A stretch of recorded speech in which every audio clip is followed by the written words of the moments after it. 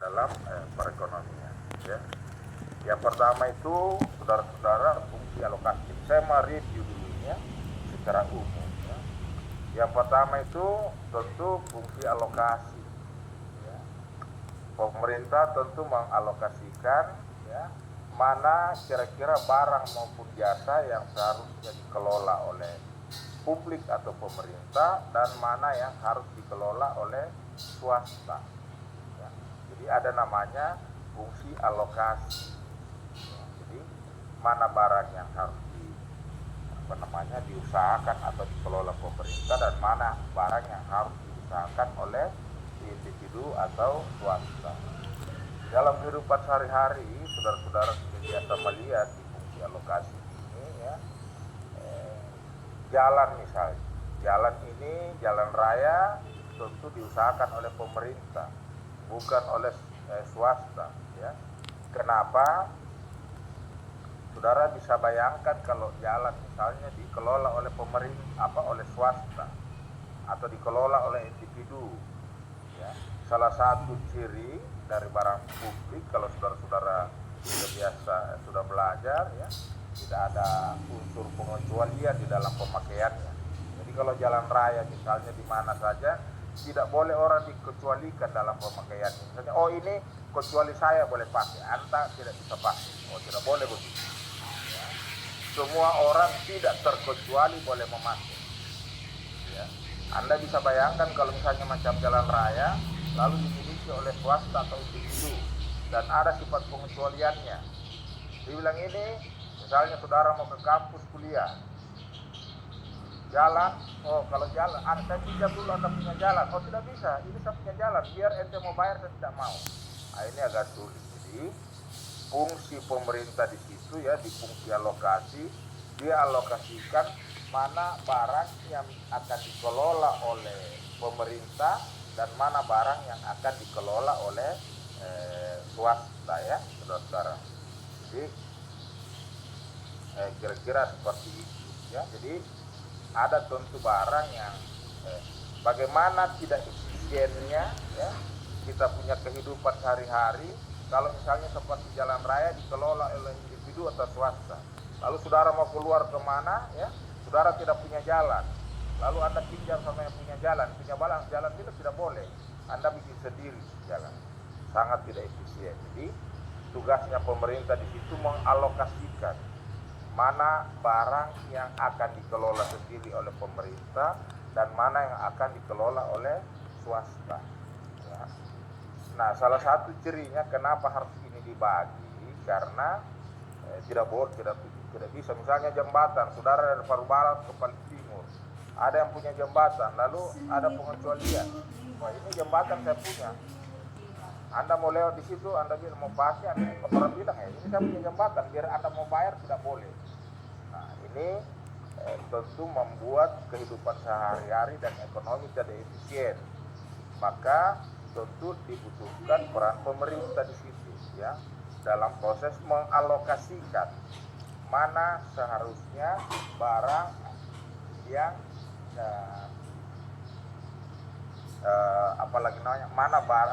barang maupun jasa yang bisa dikelola oleh swasta dan mana yang bisa dikelola oleh pemerintah, kira-kira seperti itu, ya. Nah, jadi kenapa? Karena ada dua ciri khas dari barang publik. Yang pertama, tidak boleh ada pengecualian dalam pemakaiannya, dan yang kedua, ya, tidak ada persaingan. Kalau misalnya saudara jalan di luar, ya, di jalan raya tidak ada persaingan. Tetapi kalau barang swasta atau barang pribadi ada pengecualiannya.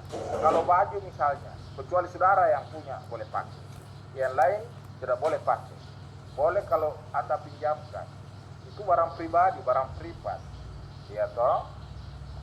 Motor misalnya, kendaraan itu barang milik privat saudara, pribadi saudara. Kecuali saudara boleh pakai, yang lain boleh kalau saudara pinjamkan. Kalau tidak, tentu tidak bisa. Jadi yang pertama di barang swasta itu ada sifat pengecualian, ya. Dan yang kedua, saudara-saudara, selain ada sifat pengecualian, Anda bisa lihat bahwa dia ada persaingan untuk mendapatkannya. Anda ke pasar bersaing dengan orang lain untuk mendapatkan, ya. Jadi ada dua ciri khas perbedaan barang privat dan barang barang publik. Dan disitulah sebenarnya pertama tugasnya pemerintah mengalokasikan yang mana sebagusnya, ya, di barang maupun jasa yang harus dikelola oleh pemerintah, ya. Jasa keamanan, kepolisian misalnya, itu kan sebenarnya dia jasa publik. Siapapun berhak mendapat, ya, secara umum mendapat jasa pengamanan dari polisi. Dan kalau misalnya ada masalah, ya, di kepolisian misalnya karena tidak puas, kita atau kehakiman kita misalnya melapor. Kenapa ingin melapor? Karena ada misalnya merugikan kita. Itu kita gunakan jasa mereka, tidak perlu bayar. Tidak pandang yang kaya dengan yang miskin secara umum. Ya, jadi kira-kira di situ fungsinya pemerintah. Dia menyiapkan barang maupun jasa publik. Ya. Tentu di sini saudara-saudara biasa dengar, ya, ada kuasi publik maupun kuasi privat. Yang mana itu dibilang kuasi publik, ya, hampir. Jadi barang publik tidak 100% publik, tapi cenderungnya ke barang publik, ya. Kita bisa jumpai sehari-hari misalnya kalau saudara biasa ke Jakarta, Anda biasa lihat jalan tol. Jalan tol ini barang dan jasa kuasi publik, tidak terkecuali orang bisa lewat tapi harus bayar, ya toh, kalau kita lewat di jalan tol, ya. Atau misalnya saja satu area perparkiran misalnya, ya. Semua orang bisa parkir tetapi ada syaratnya, harus bayar misalnya uang parkir. Nah, jadi dalam kehidupan juga ada kuasi publik dan ada kuasi privat. Ada yang dekat ke barang publik, tetapi ada syarat-syarat khusus yang harus dipenuhi sampai orang yang bersangkutan bisa memakai, ya.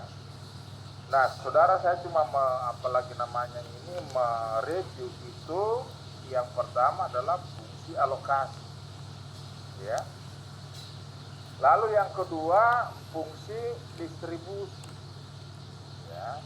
Seperti apa ini fungsi distribusi, ya?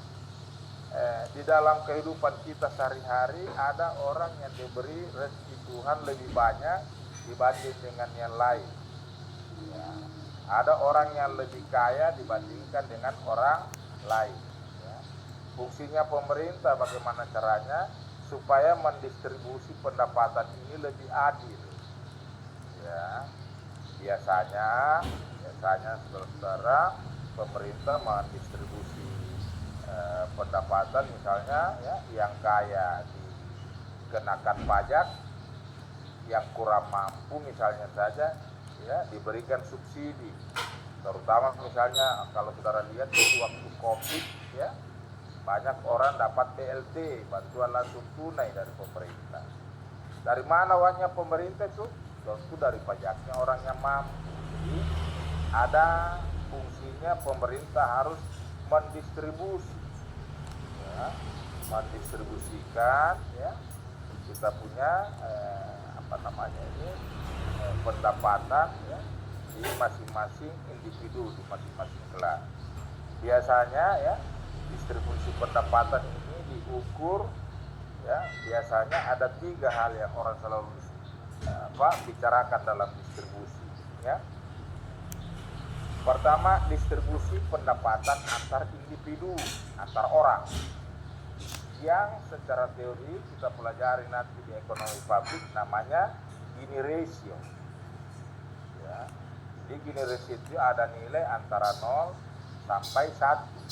Kalau 0 pemerataan sempurna, apa artinya itu?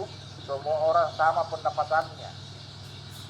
Tetapi kalau hasilnya 1, ya, itu artinya di dalam lingkup itu atau dalam wilayah itu atau dalam negara itu, ya, cuma 1 orang yang mempunyai pendapatan, ya, yang lainnya 0. Nah, ini generasi. Jadi semakin nilainya antara 0 sampai 1, semakin rendah tentu semakin bagus. Jadi kalau nilainya 0, pemerataannya sempurna, sama semua pendapatannya orang.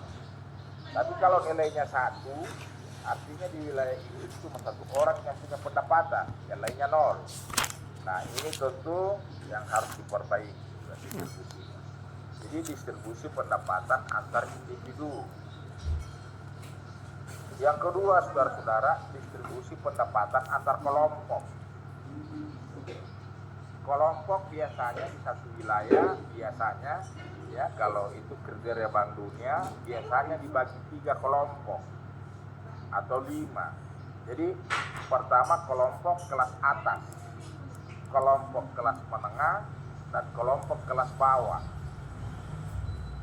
Yang mana itu kelompok? Jadi dihitung 20% yang orang-orang yang pendapatannya paling tinggi itu menerima berapa persen dari total pendapatan Indonesia ini misalnya, atau di Sulawesi Tengah ya. Jadi katakanlah total pendapatan kita misalnya saja 1 triliun misalnya ya, di satu wilayah. 1 triliun ini 20% yang mampu ini kira-kira menerima berapa persen dari 1 triliun. Kemudian 40% yang kelas menengah menerima berapa persen tadi? 1 triliun. Dan 40% kelas bawah menerima berapa persen dari 1 triliun tadi? Ya, kira-kira ini pemerataan pendapatan antar kelompok. Yang orang yang mengatakan ini kriteria Bank Dunia. Dan yang ketiga, saudara-saudara, adalah pemerataan pendapatan antar wilayah. Jadi rata-rata pendapatan, misalnya rata-rata pendapatan antar wilayah di Sulawesi Tengah. Jadi yang dibandingkan itu adalah rata-rata pendapatan ya kabupaten kota. Bagaimana pemerataan pendapatannya? Pendapatan di kabupaten kota. Itu orang katakan biasanya Williamson Index Williamson. Ya. Itu yang kedua pemerataan pendapatan. Jadi tugasnya pemerintah itu harus memeratakan pendapatan. Jadi pendapatan antar individu, antar kelompok, dan antar wilayah. Ya. Lalu apa tugasnya, perannya pemerintah yang ketiga? Peran stabilisasi, menstabilkan perekonomian. Ya. Jadi sebagai contoh, saudara-saudara, ya, pada masa COVID lalu, ya, pada masa COVID lalu, misalnya saja ekonomi tidak stabil, tidak ada orang mau berinvestasi, ya, karena ekonominya tidak stabil. Maka pemerintah ya melalui anggaran, melalui APBD, APBN, ya, menganut prinsip melakukan ya, meningkatkan belanjanya, sementara pendapatannya hampir tidak meningkat. Jadi belanja jauh lebih besar dari pendapatan. Ya. Kenapa? Supaya orang ya dikasih BLT. Kalau orang dikasih BLT, misalnya ya, karena tidak ada swasta yang mau berinvestasi, karena tidak ada pendapatan orang, maka misalnya saja lalu pemerintah memberikan BLT kepada masyarakat supaya daya belinya masyarakat muncul. Kalau daya belinya masyarakat muncul ada, ya, maka ada orang yang mau berinvestasi, berusaha. Tapi kalau tidak ada daya beli, tidak ada orang mau berusaha. Siapa yang mau beli? Ya, toh, jadi pemerintah misalnya memberikan bantuan bagaimana caranya supaya ada daya belinya masyarakat, konsumsinya bisa naik. Ya. Kenapa ini pengangguran juga banyak? Kenapa pengangguran banyak? Karena tidak ada orang yang mau berusaha berinvestasi. Ya. Nah, fungsi pemerintah di situ ya bagaimana caranya dia menstabilkan perekonomian. Ya. Jadi banyak hal yang bisa dilakukan oleh pemerintah guna menstabilkan perekonomian. Ya. Itu kira-kira pertama secara umum ya yang saya sampaikan, apa perannya pemerintah di dalam perekonomian. Ya. Sampai di sini ada yang mau bertanya, silahkan. Ya, jadi kita mereview dulu. Ya. Ketua kelas sudah ada di dalam ini. Anda ini harus rajin, Alif ya. Kalau Anda ada ya minta diganti aja. Jadi kalau misalnya saudara, buku apa yang saya pakai? Buku yang saya pakai itu ekonomi publik. Saudara-saudara bisa lihat di perpustakaan ya, buku saya ekonomi publik. Anda bisa lihat pinjam di perpustakaan atau saudara-saudara bisa beli, cuman saya lihat itu harganya agak mahal ya. Harganya kalau saya tidak salah itu sekitar 500-an ribu karena agak tebal bukunya ya. Cuma memang itu saya pakai dari ekonomi publik 1 sampai ekonomi publik lanjutan. Mengajar pun saya di pasca sarjana baik S1 maupun S2 saya memakai buku saya itu ya. Agak tebal memang bukunya ya. Nah, saudara-saudara, ekonomi tahun 2009 sampai 2012, kemudian juga saya pernah menjadi kepala Bapeda di Provinsi Sulawesi Tengah itu tahun 2011 sampai 2019 ya, jadi hampir sekitar 8 tahun saudara. Nah, kemudian tahun 2019 saya kembali lagi ke UNTAD dan kembali bertemu dengan saudara-saudara ya. Nah,